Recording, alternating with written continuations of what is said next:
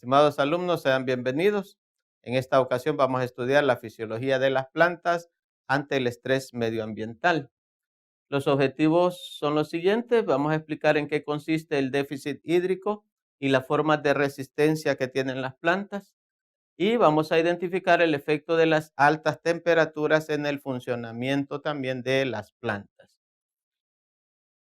Las plantas pues están frecuentemente expuestas a estrés ambiental. Uno de esos factores a los que se enfrenta es la alta o baja temperatura que les afecta a las plantas. También, como lo podemos ver acá, la falta de agua en el suelo. Unido a eso también, muchas veces están las deficiencias de minerales para la nutrición de la planta. El estrés nos baja rendimientos de los cultivos. Ustedes pueden ver ahí esa mazorca de la izquierda completamente llena, esa mazorca de maíz, cuando esa planta ha tenido las mejores condiciones.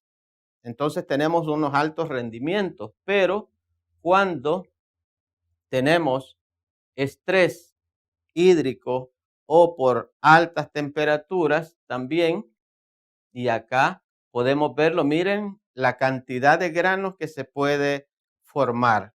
Entonces ahí es donde se nos viene abajo el rendimiento. Esto principalmente lo causan sequías y por eso es que en el país, pues ven ustedes la gran preocupación cuando en las regiones productoras tenemos déficit de agua, ¿verdad? No cae la cantidad de agua suficiente porque nos afecta en la producción. Bueno, el suelo y el clima están limitando la distribución de las diferentes especies de plantas, ¿verdad? Entonces, nosotros podemos ver en estas fotografías tanto esa selva o un desierto como esas condiciones de suelo, de clima, de disponibilidad de agua, están limitando la distribución de las diferentes especies vegetales. Veamos en el caso de las definiciones, ¿qué vamos a entender por estrés?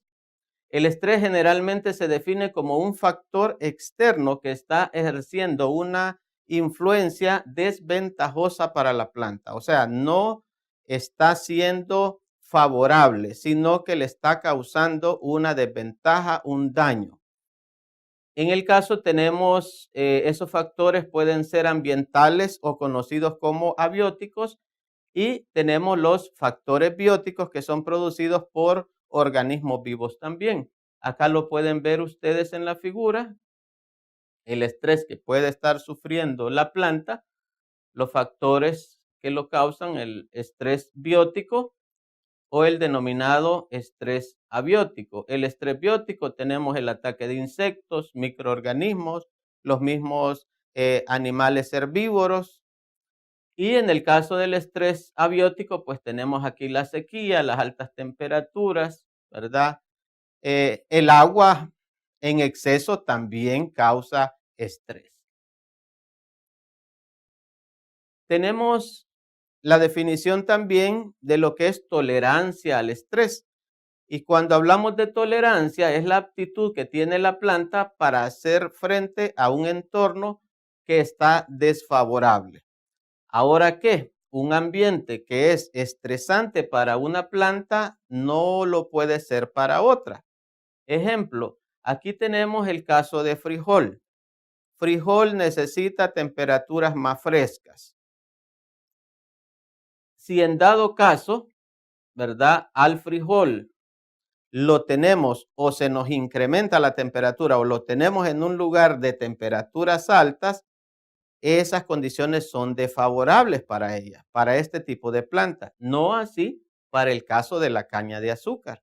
La caña de azúcar está adaptada para altas temperaturas, altas irradiaciones también. Entonces, no quiere decir que lo que le afecte a esta planta va a estar afectando a todas. No, a otras puede ser el ambiente óptimo, tal es el caso de la caña de azúcar. Ahora que si la tolerancia aumenta como resultado de la exposición al estrés, se dice que la planta está aclimatada o endurecida. Prácticamente se ha acondicionado a las condiciones ambientales de su entorno. Esto sucede muchas veces también cuando nosotros tenemos plantas en laboratorio y las necesitamos sacar al vivero. Como han estado en unas condiciones muy distintas, tenemos que hacerlas pasar por una fase de aclimatación o llamado endurecimiento, que es poco a poco irla poniendo a las condiciones del ambiente en las que va a estar ahí en el vivero. La adaptación generalmente se refiere a un nivel de resistencia determinado genéticamente adquirido por un proceso de selección durante muchas generaciones. Entonces, hay que hacer esa diferencia. Cuando hablamos de adaptación, tiene que ser debido a la genética del organismo, a la genética del individuo, adquirido por un proceso de selección durante muchas generaciones. Acá, por ejemplo, tenemos el caso de un árbol aclimatado a las regiones muchas veces secas de nuestro país. Este árbol es el llamado mangoyano o Pitecelobium dulce. Una de las recomendaciones que se hace para reforestar esas tierras que tienen la condición de ser secas y deforestadas es hacerlo con plantas que ya están adaptadas al medio. Entonces, este tipo de plantas es muy importante de utilizarlas en esos proyectos, porque ya la genética misma de ellas le da la capacidad de poder sobrevivir en esos ambientes y producir. Ahora, en cuanto al déficit hídrico, ¿qué vamos a entender por este concepto de déficit hídrico? Se puede definir como cualquier contenido de agua de un tejido o célula que esté por debajo del contenido de agua más alto exhibido en el estado más hidratado. En el caso de las células, pues tenemos cuando la célula está turgente, cuando ha entrado suficiente cantidad de agua que hincha la célula y presiona a la pared celular también, y eso facilita el crecimiento celular. Pues cuando tenemos cantidades de agua menores a estas, vamos a tener el caso de células flácidas, van perdiendo agua, o células plasmolizadas, como la que ustedes pueden ver ahí en su extremo izquierdo, donde ha perdido bastante agua. Entonces ahí estamos ante una condición de déficit hídrico. Veamos ahora las estrategias de aclimatación que tienen las plantas, porque las plantas sobreviven, ¿verdad? ¿Cómo lo hacen? Bueno, una de las estrategias es disminuir el área foliar.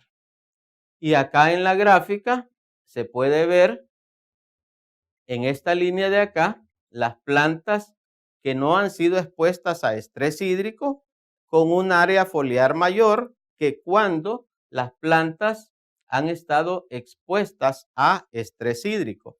El área de la hoja disminuye y eso tiene una explicación. Entre mayor área foliar tiene una hoja, mayor es la pérdida de agua que puede tener también por evaporación y también por la misma transpiración. La transpiración que hacen las plantas, la pérdida de agua que tienen, que pasa de la fase líquida a fase de vapor. Entonces, para disminuir eso, entonces lo que hacen es disminuir el área foliar. ¿Qué otra cosa hacen las plantas? Bueno, pueden llegar a la abscisión foliar.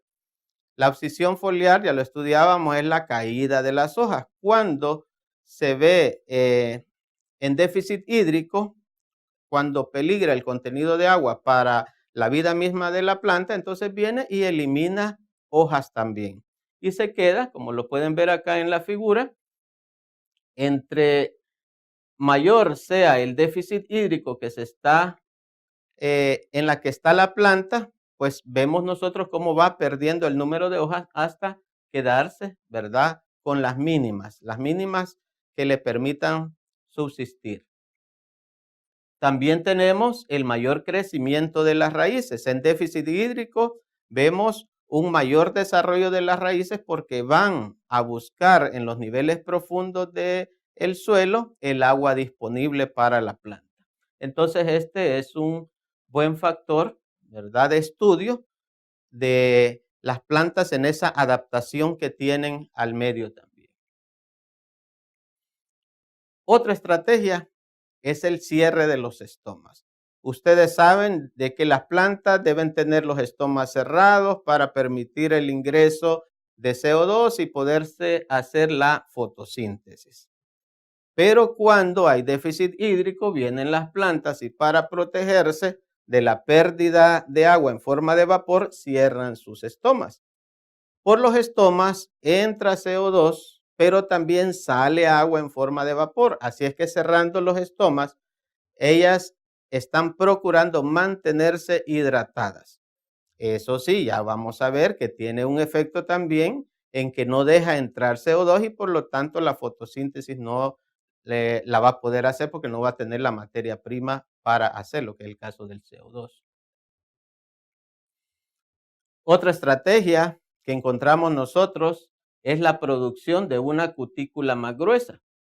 Una cutícula de cera que se ubica ahí en la epidermis, principalmente en la epidermis superior, que es más gruesa, que impide la pérdida de agua, ¿verdad?